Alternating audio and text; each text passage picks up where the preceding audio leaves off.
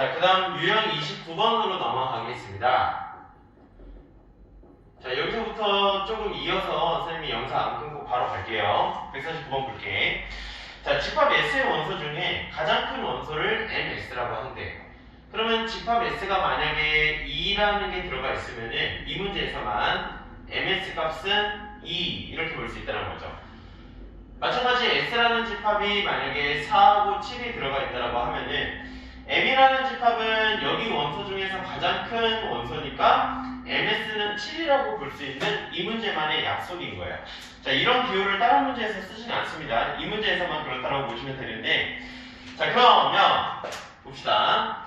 그러면 이런 문제는 그냥 문제에서 약속한 거를 따라서 우리 앞에서 아까 배웠던 대칭 차집합 같은 그런 유형인 건데, 자, 일단 A라는 집합이 1부터 5까지로 정해져 있고 M이라는 거는 집합 안에 들어가 있는 원소 중에 가장 큰 애인데 거기 중에서 얘가 3 이상이 되게 하는 애를 한번 골라보래요.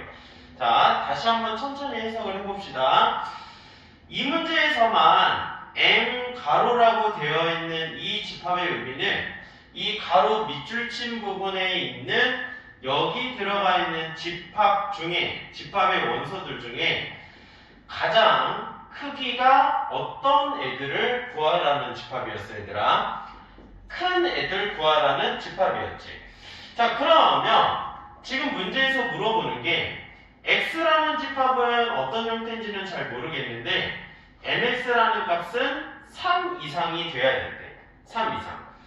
그러면 이렇게 따져보자. 자, 그럼 MX가 만약에 3이라는 얘기는 이게 무슨 뜻이야? 천천히 해석해볼까? 그치? 집합 X 중에 가장 큰 원소가 누구다? 3이다 이런 뜻이죠. 만약에 MX가 4라는 얘기는 그럼 집합 X의 원소 중에 가장 큰 원소가 4이다. 그치? 이런 얘기고 MX 값이 5라는 얘기는 마찬가지로 X라는 집합 중에 가장 큰 원소가 5다. 이런 얘기이기 때문에 그러면 자, 조금만 더 생각을 해봅시다. 그러면 X라는 집합을 우리가 구해야 되는데 MX가 3이려면은 가장 큰 값으로 3이 들어가야 돼. 가장 큰 값으로. 자, 그러면 여기서 가장 큰 값으로 X에다가 가장 큰 값이 3이 되려면은 이 X라는 집합은 어떤 특징을 갖고 있어야겠니, 얘들아? 따져보자. 자, 그러면 가장 큰 값이 3이려면은 일단 이 5가지 원소 중에 3보다 큰 애가 있으면 되겠어, 안 되겠어? 안 되겠지. 그러면 가장 큰 값이 3이려면은 일단 첫 번째 원소 4하고 5는 가져야 돼, 안 가져야 돼? 안 가져야 된다는 거죠. 그 다음에 두 번째 4, 5는 안 가져야 되지만 3은 반드시 가져야 되는 거 아니야? 그치? 그리고 좀만 더 생각해보자.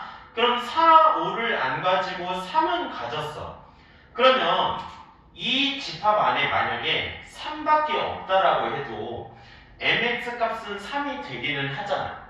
그치? 그러니까 여기 이 두 개의 조건 말고 선생님이 지금 물어본 이유가 1하고 2라는 원소 때문인데 1하고 2가 지금 반드시 들어가야 되는 상황까지는 아니라는 거죠. 그렇죠?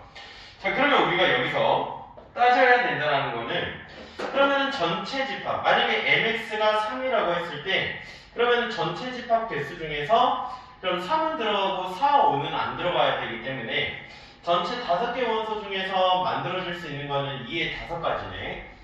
그럼 이 2의 5가지 중에서 4하고 5는 안 들어가야 되고 3은 반드시 들어가야 되니까 2개는 안 들어가고 1개는 반드시 들어가야 되네요. 그럼 이렇게 만들 수 있는 부분집합은 2의 2제곱 4개를 만들 수 있겠다. 이렇게 맞지 얘들아? 4개 만들 수 있을 것 같고 나머지 4자리하고 5자리도 이렇게 같이 해보시면 되겠죠. 그쵸?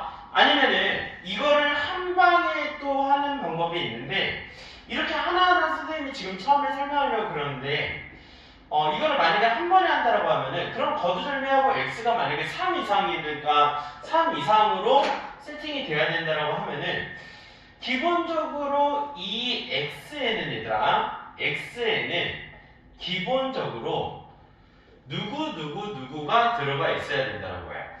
1하고 2를 제외한 나머지 애들로 이루어져 있으면 된다 이런 거 아니에요? 그쵸? 1하고 2를 제외하고 나머지 애들로 이루어져 있어야 된다.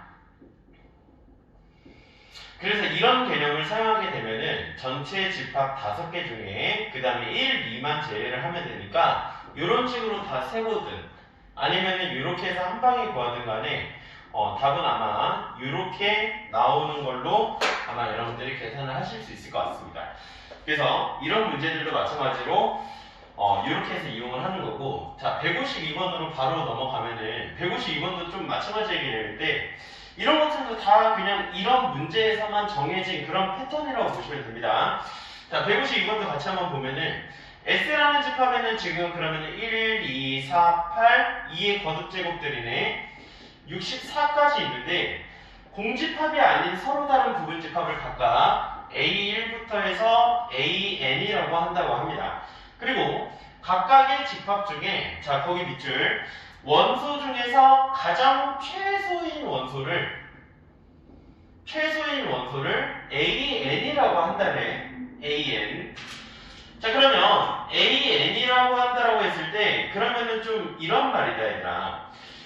그러면 이렇게 하나하나씩 좀 따져봅시다. 자 그러면 A1 즉 A1에서 가장 작은 원소가 1이 되려면 이렇게 따지는 거죠. 가장 작은 원소가 1이 되려면 1이 되려면 어떻게 해야겠어 얘들아? 1은 반드시 뭐 해야 되고 포함해야 되고 그 다음에 나머지 애들은 선택하면 되죠. 근데 1이 없으면 가장 작은 원소가 1이 안 되잖아요. 그치? 그러니까 1은 반드시 들어가야 되고 나머지는 선택을 하면 되는 건데 우리 앞에서 부분집합 구할 때 1이 반드시 들어가는 부분집합들은 어떻게 구했습니까? 이거 굉장히 중요하다고 했죠? 1이 반드시 들어간 부분집합들은 직접 구하라고 하면은 1을 제외한 부분집합들을 먼저 구하고 나서 이 부분집합들한테 1을 첨가하면 되는 거죠. 그쵸? 1을 제외한 부분집합들을 먼저 구하고 나서 1을 첨가를 하겠다. 자, 따라서 이렇게 해서 1이 반드시 포함되고 나머지는 선택할 수 있는 부분집합들은 1을 제외한 부분집합들. 그럼 2부터 64까지 있으니까 몇 개니? 16, 32, 64니까 하나, 둘, 셋, 넷, 다, 6. 2에 6개 이렇게 해도 있겠네요. 그럼 두 번째 A2 그러면은 얘는 가장 작은 게 2여야 되니까 얘는 그러면은 2는 반드시 있어야 되네. 2는 반드시 있어야 되고 1은 있으면 돼 안 돼? 그치? 1은 있으면 안 되죠. 그리고 나머지는 선택이죠. 그러면 2는 반드시 있어야 되고 나머지는 선택이니까 자 다시 2는 반드시 있어야 됩니다. 그러면 남은 원소들 4, 8, 16, 32, 64 즉 5가지로 이루어진 집합에서 2를 첨가를 하면 되는 건데 근데 거기서 1은 반드시 포함하면 안 되니까 이렇게 부분집합이 나오게 돼요. 그래서 이런 식으로 하나하나 따져보면서 여러분들이 부분집합 구해주시면 되겠습니다.